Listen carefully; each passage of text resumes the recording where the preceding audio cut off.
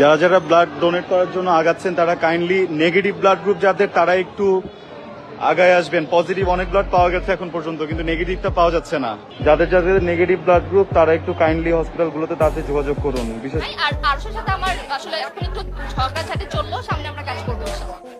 তানিয়া বৃষ্টির ব্রেন টিউমারের খবরে লাইভে কাঁদলেন তার প্রেমিক আরশ খান। জীবন মৃত্যুর সন্ধিক্ষণে ছোট পর্দার জনপ্রিয় অভিনেত্রী তানিয়া বৃষ্টি, তিনি ব্রেন টিউমারে আক্রান্ত। টানা 4 ঘন্টার জটিল অস্ত্রোপচার করা হয়েছে তানিয়া বৃষ্টির, এখনও তার জ্ঞান ফেরেনি। চিকিৎসকরা আরও 24 ঘন্টা অবজারভেশনে রেখেছেন তানিয়া বৃষ্টিকে। 24 ঘন্টা পর জানা যাবে তানিয়া বৃষ্টি স্বাভাবিক জীবনে ফিরতে পারবেন কিনা। তানিয়া বৃষ্টি এতদিন তার ব্রেন টিউমার নিয়েই কাজ করে গেছেন। জানতেন না এত বড় রোগ বাসা বেঁধেছে তার শরীরে। কয়েকদিন আগেই হঠাৎ মাথা ব্যথা, ঠান্ডা, কাশির সমস্যা হলে ডাক্তার দেখাতে যান তানিয়া বৃষ্টি। আর সেখানেই পরীক্ষা নিরীক্ষা শেষে জানা যায় তানিয়া বৃষ্টির সাধারণ কোনো অসুখ নয়, বরং গুরুতর ব্রেন টিউমারে আক্রান্ত তিনি।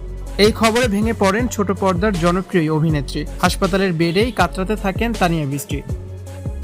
তানিয়া বৃষ্টির জন্য দোয়া চেয়েছেন তার প্রাক্তন প্রেমিক আরশ খান।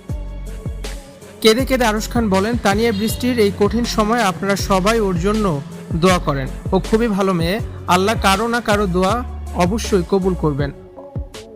তানিয়া বৃষ্টি আবার সুস্থ হয়ে সবার মাঝে ফিরে আসবেন। আরশ খান তানিয়া বৃষ্টি দীর্ঘদিন প্রেমের সম্পর্কে ছিলেন, তবে হঠাৎ করেই আরশ খানের সাথে সম্পর্ক ছিন্ন করেন তানিয়া বৃষ্টি। সেই ক্ষত এখনও বয়ে বেড়াচ্ছেন আরশ খান।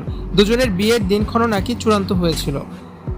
তানিয়া বৃষ্টির সাথে সম্পর্ক ভাঙার পর আরশ খান জানান তার ফুসফুস এখন ধ্বংসের পথে। সে ভীষণ অসুস্থ, যে খবরে মিডিয়ায় ব্যাপক তোলপাড় শুরু হয়। ভিউয়ার্স, তানিয়া বৃষ্টির ব্রেন টিউমারের খবর নিয়ে আপনাদের কি মতামত অবশ্যই কমেন্টসের মাধ্যমে জানান।